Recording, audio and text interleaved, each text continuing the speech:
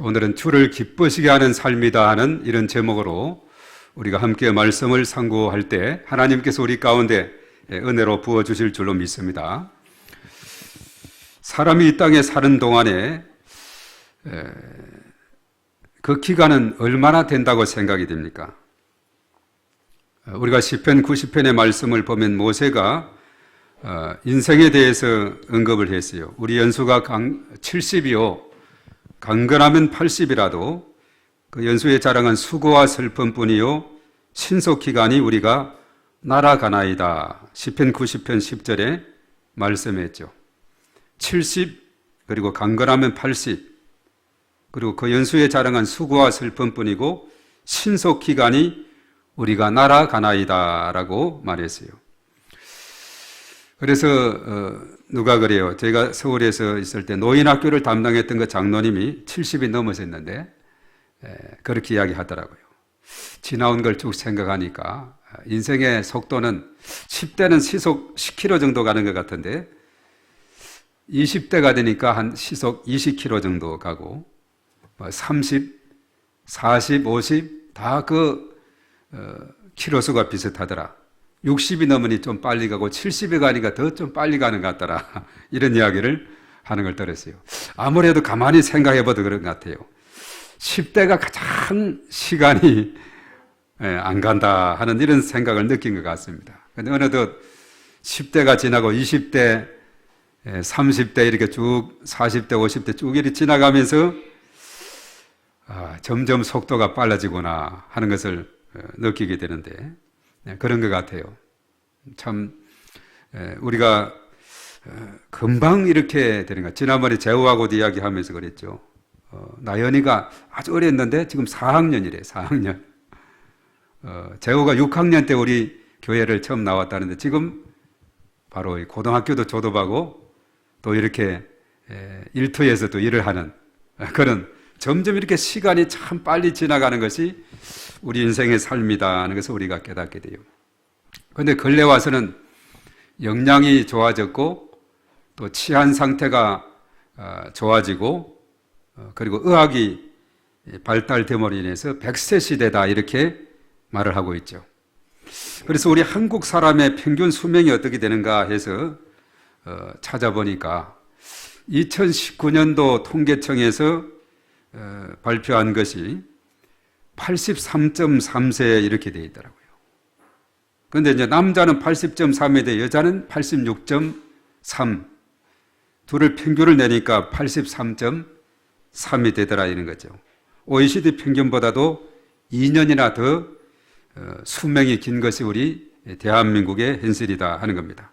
자, 이 상태로 가게 된다면은 2065년이 되면은 평균 수명이 92세 정도 될 것이다. 이렇게 이야기해요. 92세. 점점 이제 수명이 길어져 가는 것이죠. 제가 2000년 초에 네팔에 가보니까 40대 후반 되니까 노인 취급받더라고요. 거기는. 그리고 아주 제3 개발 지역은 아직도 점점 낮은 그런 상태에 있음을 우리가 보게 됩니다.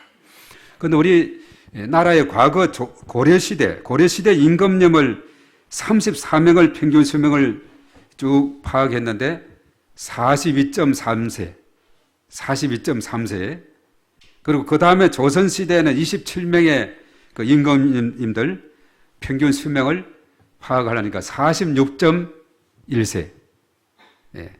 그 당시 백성들은 한 2살 낮은 44세가 평균 수명이었대요.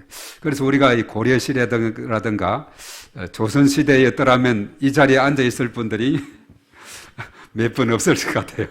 저를 비롯해서. 우리가 이 시대에 2021년도에 살기 때문에 그나마 우리가 이 자리에 또 연세가 드신 분도 같이 참여할 수 있는 그런 은혜를 우리가 누리고 있다. 얼마나 참 감사한 일인지 모릅니다.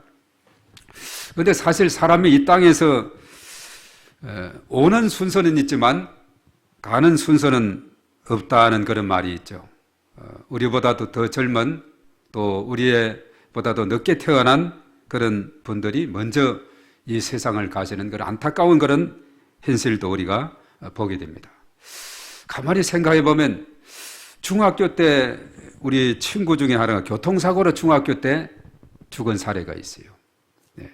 그리고 대학 다닐 때는 용산 전철역에서 책이 떨어졌는데 책이 떨어졌는데 내려가서 책을 던지고 이제 올라오는 사이에 열차가 튕겨서 갑자기 이 세상을 떠난 친구도 있습니다.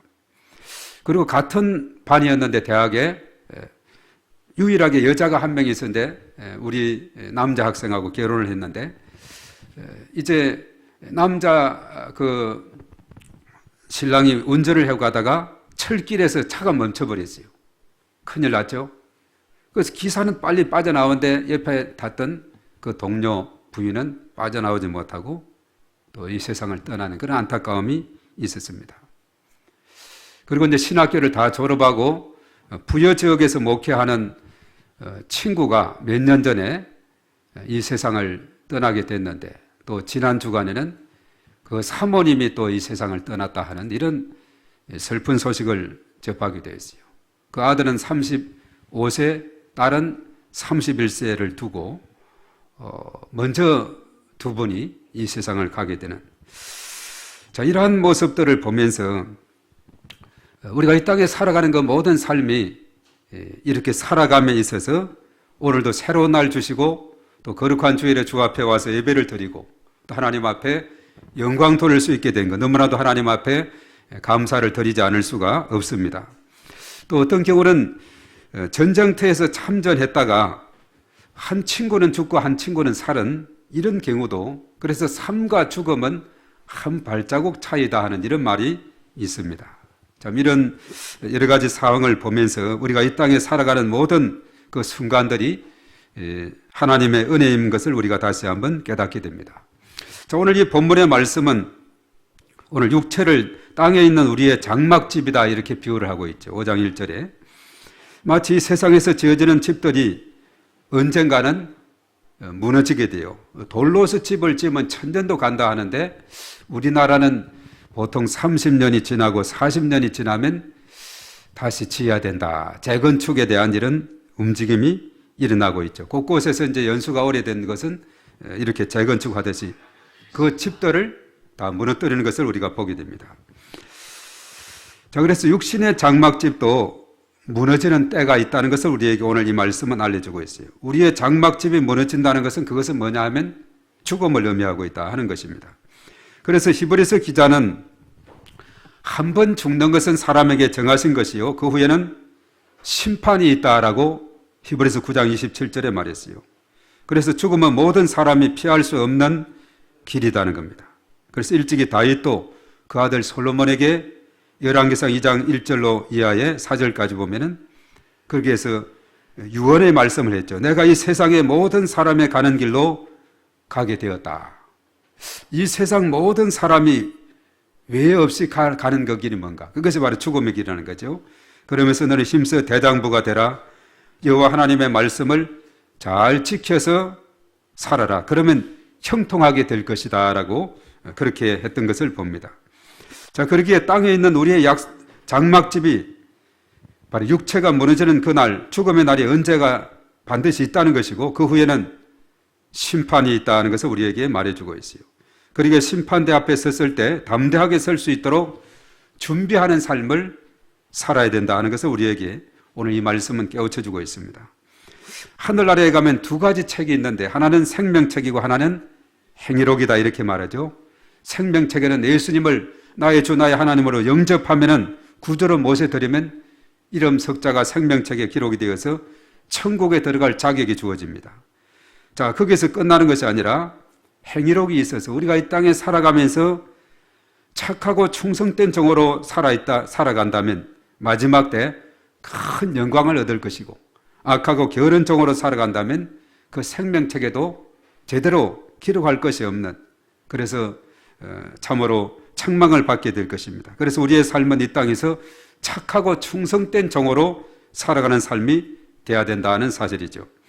자, 그러기에 오늘은 이 내용을 참고해서 자, 주님을 기쁘시게 하는 삶, 이것을 우리가 생각하면서 은혜를 나누고자 하는데요. 첫 번째 우리가 생각할 것은 땅에 있는 장막집은 무너질 때가 있다는 겁니다.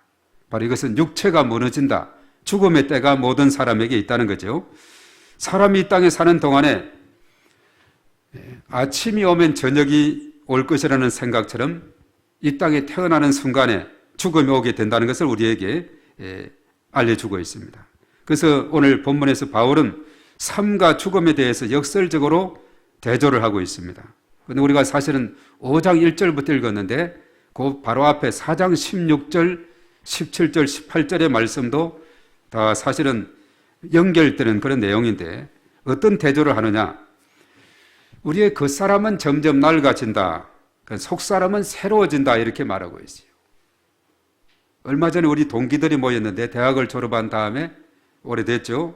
30 몇 년이 지나고 또 우리 동기 중에 또 내년도 부총회장을 나오겠다 이렇게 선포하고 해서 이런 모임도 가졌는데 이제 순서가 그렇게 되는 것 같아요. 어느덧 이렇게 세월이 지나고 또 마침 미국에서 국내에 온 동기도 있게 해서 또 같이 참여하고 했는데 신학교 때 그 젊은 20대의 그런 모습은 전혀 볼 수 없고 그 사람이 참 많이 낡아졌구나 하는 이런 모습을 보게 된 겁니다. 그래요. 그 사람은 점점 낡아지게 되는 그런 속 사람은 새로워지는 이런 삶을 살아가게 되죠. 그리고 오늘 앞에 4장 17절은 이 환란이라는 것은 경한 것이고 영광이라는 것은 중한 것이다. 이렇게 이제 대조를 하고 있어요.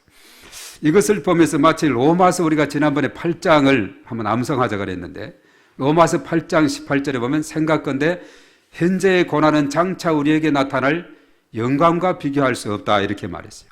현재 고난은 장차 영광과 비교할 수 없다 했는데 환란의 경함과 영광의 중함에 대해서 이렇게 말씀하고 있죠. 그리고 이제 보이는 것과 보이지 않는 것에 대해서 4장 18절 말해주고 있는데 로마서 8장 24절 25절에 그런 말씀을 또 하고 있어요. 이따 살펴보겠습니다만은 보이는 것과 보이지 않는 것의 차이가 뭔가 잘 알려주고 있습니다. 그리고 5장 1절에 와서 장막집하고 하나님이 지으신 집을 이렇게 대조하고 있어요. 육체와 천국에서 우리의 처소를 하나님께서 다 준비한다 그랬죠. 그리고 벗는 것과 덧입는 것 이것에 대한 말씀이 5장 4절에 나오고 5장 6절과 8절에 몸에 거하는 것과 몸을 떠나는 것에 대해서 그리고 주와 따로 있는 것과 주와 함께 거하는 것에 대해서 5장 6절과 8절에 잘 말씀을 하고 있죠. 우리가 고린도후서 4장 앞에 후반부에서 바울은 우리가 이 땅에 살아가면서 낙심하지 말아야 될 것 이것에 대해서 말씀해 주고 있습니다. 두 가지를 제시하고 있는데 우리 겉사람은 낡아지지만 속사람은 날로 새로워지기 때문에 낙심하지 말자. 그리고 잠시 받는 환란에 경한 것이 지극히 크고 영원한 영광에 중한 것을 우리가 이루기 때문에 낙심하지 말자 이렇게 말하고 있어요. 그 세월이 지남에 따라서 점점 이제 초등학교에서 중학교, 고등학교, 대학 그리고 일반인의 삶으로 점점 노년의 삶으로 이렇게 가물어 해서 그 사람은 점점 낡아지지만은 그래 속 사람은 점점 새로워지는 이런 삶이 우리 은혜 안에서 있는 자들에게 주어지기 때문에 그렇고 우리가 이 땅에서 때로는 힘들다 어렵다 또 환난을 겪는다 하지만 이것은 장차 우리에게 주어지는 그 영원한 영광의 그날을 생각하면 이것은 아주 경한 것이다 하는 것을 우리에게 말씀을 해주기 때문에 우리는 결코 낙심하지 말고 우리는 소망 중에 살아야 된다는 거죠. 그래서 우리는 세상을 살아갈 때 낙심하지 말아야 됩니다. 동물의 세계에서 보면 허약한 자는 맹수의 먹잇감이 됨을 우리가 알 수가 있죠. 특별히 사슴 새끼들 너무나 힘이 약하고 잘 달리지도 못하기 때문에 맹수가 노려보고 있다는 겁니다. 자, 마찬가지로 영적인 세계에서 낙심자는 이 사단의 먹잇감이 된다는 사실입니다. 그래서 결코 우리는 낙심하지 말고 성도는 소망 중에 담대하게 살아야 될 줄로 믿습니다. 그래서 고린도후서 4장 18절에 그랬죠. 우리가 주목하는 것은 보이는 것이 아니요 보이지 않는 것이니 보이는 것은 잠깐이요 보이지 않는 것은 영원합니다. 이렇게 말했어요. 그래서 로마서 8장에서도 24, 25절에 비슷하다 그랬죠. 우리가 소망으로 구원을 얻었음에 보이는 소망이 아니니 이는 누가 보는 것을 누가 바라리요. 만일 보이지 않는 것을 우리가 바라면은 참음으로 기다릴지니라 이렇게 말하고 있어요. 보이지 않는 그 세계, 그것은 영원한 세계, 영적인 세계, 바로 천국은 영원한 것을 우리에게 알려주고 있지만 이 땅에서의 삶은 유한하다 그랬죠. 70이요, 80, 요즘 100세대라 하지만은 우리가 점점 인간의 삶은 이 땅에서 유한한 삶, 태어난 순간에 죽음을 향해서 가까이 나아가고 있는 것이 인간의 삶이 되지만은 바로 이 하나님께서 지은 그 집은 천국에서 그 처소는 영원한 처소가 된다는 것을 말해주고 있습니다. 그래서 오늘 1절에서 우리의 장막집은 우리가 사는 현재의 집이 아니라 우리 몸을 의미하고 있는데 장막집이 낡아지는 것처럼 우리의 몸도 낡아지게 되고 또 육신의 장막집은 언젠가는 무너지게 되듯이 사람에게는 죽음이 피할 수 없다는 것을 말해주고 있습니다. 그래서 창세기 3장 19절에 흙에서 온 육신은 죽으면 흙으로 돌아간다 그랬어요.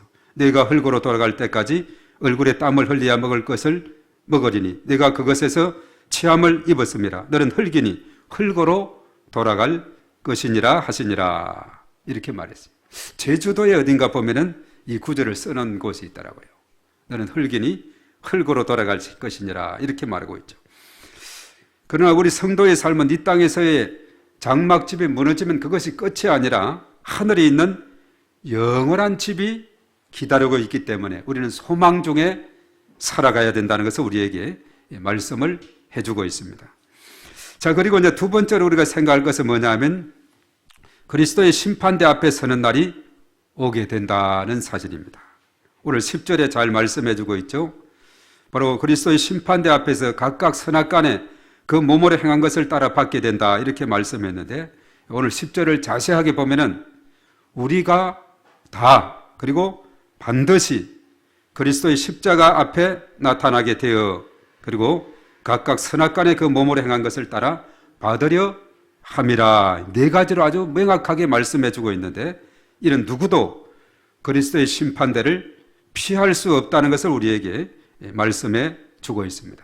그래서 우리가 이 사실을 잘 깨닫고 이 땅을 살아가는 삶이 지혜 있는 삶인데 우리가 시편 90편 12절에 이렇게 말합니다. 우리에게 우리 날 계수함을 가르치사 지혜로운 마음을 얻게 하소서 이렇게 말합니다. 자, 지혜로운 사람은 항상 두 가지 사실을 기억해야 되는데 오늘 첫 번째로 그랬죠. 우리의 장막집이 언젠가는 무너진다는 것과 그리고 두 번째로 우리가 보는 그때 반드시 그리스도의 심판대 앞에 서게 된다 하는 이 사실 이것을 잘 알고 살아가는 삶이 바로 지혜 있는 삶이고 또 이것을 알고 잘 준비하는 삶이 참으로 복된 사람의 삶이라는 거죠. 그래서 빌립보서 2장 12절에서 13절에 우리는 두렵고 떨림으로 구원을 이루어야 한다 이렇게 말하고 있어요. 그 12절에 보면 그럽니다. 그러므로 나의 사랑하는 자들아 너희가 나 있을 때뿐 아니라 더욱 지금 나 없을 때에도 항상 복종하여 두렵고 떨림으로 너희 구원을 이루라. 너희 안에서 행하시는 일은 하나님이시니 자기의 기쁘신 뜻을 위하여 너희에게 소원을 두고 행하게 하시나니 그렇게 말씀을 하고 있습니다. 그래서 언젠가는 우리가 주님 앞에 서는 날이 있다. 이것을 우리가 생각할 때에 우리의 삶은 그야말로 하나님 앞에서 사는 삶이 날마다 이어지게 된다는 것이죠. 그리고 우리가 마지막으로 생각할 것은 뭐냐면 오늘 제목입니다. 주를 기쁘시게 하는 삶을 살아야 된다는 거죠. 그래서 주를 기쁘시게 하는 이 삶은 뭐냐면 다른 말로 말해서 우리가 10월달 주제가 뭐라 그랬죠? 공의라 그랬죠. 공의로운 삶을 살아가는 자가 주님을 기쁘시게 하는 것이다 이렇게 말할 수 있어요. 오늘 9절 말씀에서 그런즉 우리는 몸으로 있든지 떠나 있든지 주를 기쁘시게 하는 자가 되기를 힘써노라. 나 주님의 기쁨 되기 원하니. 우리 예부 찬양처럼 늘 주님의 기쁨이 되는 그런 삶을 살아야 됩니다. 여기서 몸에 있든지 떠나든지 이 말은 살아있든지 죽든지 그런 의미죠. 그래서 사람은 이 땅에 살아가면서 사나 죽거나 오직 주를 기쁘시게 하는 삶을 살아야 된다는 겁니다. 바로 주님을 기쁘시게 하는 삶은 공의로운 삶이라 그랬어요. 미가서 6장 8절 지난번에 살폈죠. 우리 주님께서 원하시는 것이 뭐냐? 오직 공의를 행하며 인자를 사랑하며 겸손히 하나님과 함께 행하는 것이 아니냐, 이렇게 말씀하고 있죠. 그래서 우리가 공의로운 삶이란 것은 하나님께서 관심 있게 생각하고 하나님이 우리에게 또 요구하는 삶이 되고 있다는 것입니다. 그래서 주님이 기뻐하는 그 삶은 우리가 이 땅에 살아가면서 우리 이름 석자가 생명책에 기록되기 위해서 예수님을 구주로 잘 영접할 뿐만 아니라 계명의 핵심되는 1호는 하나님을 사랑하고 옆으로는 이웃을 사랑하는 이런 삶을 우리가 살아갈 때에 주님께서 참 기뻐 여기시는 하나님의 택한 백성, 자녀들이 다 될 줄로 믿습니다. 우리가 마태복음 25장의 말씀을 보면은 달란트 비유가 나오지 않습니까? 주인이 종들에게 달란트를 나눠줍니다. 그리고 돌아올 때까지 열심히 장사하라고 하면서 부탁을 하고 떠나는데, 그 달란트 비유에서 중요한 것은 뭐냐면 때가 되면 주인이 돌아와서 결산하는 때가 있다는 것을 우리에게 말해주고 있죠. 마찬가지로 우리에게도 최후의 결산의 날이 있다는 겁니다. 그때 우리는 어떤 평가를 받기를 원합니까? 그 달란트 비유에서 말하는 착하고 충성된 종, 바로 주인의 마음을 시원하게 드리는 그런 사람으로 우리가 평가를 받게 될 때 하나님의 상급이 풍성히 우리에게 임하게 될 줄로 믿습니다. 그래서 우리 그리스도인들은 이 세상에 살아가면서 한편은 소금이 되고 한편은 빛이 되어서 이 빛과 소금의 사명을 잘 감당해야 됩니다. 그래서 마태복음 5장 13절 이하에 그렇게 말하죠. 너희는 세상의 소금이니 소금이 만일 그 맛을 잃으면 무엇으로 짜게 하리요? 후에는 아무 쓸데없어 다만 박해버려져 사람에게 밟힐 뿐이니라. 너는 세상의 빛이라 산 위에 있는 동네가 숨기지 못할 것이요. 그러면서 16절에 이렇게 했죠. 이같이 너희 빛이 사람 앞에 비치게 하여 그들로 너희 착한 행실을 보고 하늘에 계신 너희 아버지께 영광을 돌리게 하라, 이렇게 말씀을 했습니다. 자, 오늘 사실 우리가 이 종교개혁주의라 그랬습니다. 개혁자들의 슬로건이 있죠. 오직 믿음, 오직 은혜, 오직 말씀. 우리 한번 따라하겠습니다. 오직 믿음, 오직 은혜, 오직 말씀. 예. 이렇게 살아갈 때 이것이 복된 삶이 되는 것이고, 또 하나님 나라가 이렇게 살아갈 때 저와 여러분들을 통해서 널리 확장되어서 지역 복음화, 민족 복음화, 열방이 복음화되는 놀라운 은혜가 임하게 될 줄로 믿습니다. 자, 그래서 저와 여러분들은 사나 죽거나 주를 기쁘시게 하는 그런 삶을 우리가 이 땅에서 살아가야 되겠다는 사실입니다. 바로 이것이 하나님 앞에 영광이 되는 것이고, 마지막 때 그리스도 심판대 앞에서 큰 상을 받게 되는 그런 은혜를 입게 될 것입니다. 바로 주님의 한없는 은혜와 평강이, 또 인도하심이 오늘 이 시간 참여한 저와 여러분들에게 충만하게 되시기를 축복합니다.